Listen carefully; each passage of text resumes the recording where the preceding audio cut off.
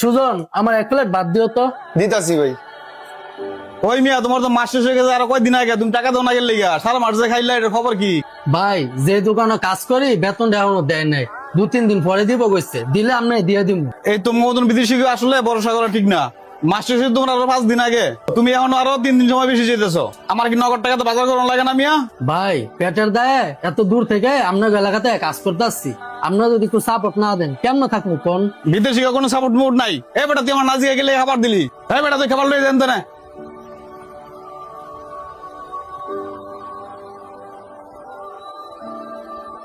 এ ভাই, আপনি এটা কি করলেন? আপনার কুলার দিয়া একটা মানুষ খাইতে বইছে, মুয়ের সামনে কি কেউ খাউন লয়ে জায়গা? আরে ভাই, এর থেকে টাকা পাবো 1.5 মাসের, তোর টাকা না দিলে কি করবো?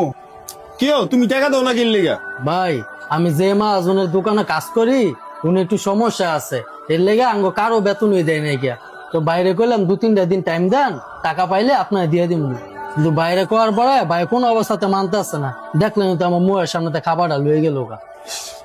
আরে ভাই, একটা মানুষ এত দূরের তে আমাকে এলাকাতে কাজ করে, উনি যেহেতু আমাকে এলাকাতে কাজ করে, আমাকে এলাকার উন্নতি হইতেছে কিন্তু ওনাগো মতন মানুষের দিয়েই। ওনাগো মতন মানুষরা আছে দেখে আপনারা যেমন আলিশান হোটেল চালাইতে পারতাছেন, এই লাখ লাখ টাকা আমদানি করতে পারতাছেন। মাস শেষ হয়ে মাত্র 3-4 দিন বেশি গেছে দেখা মুয়ের সামনে খাউন ডাল হয়ে গেলেন গা।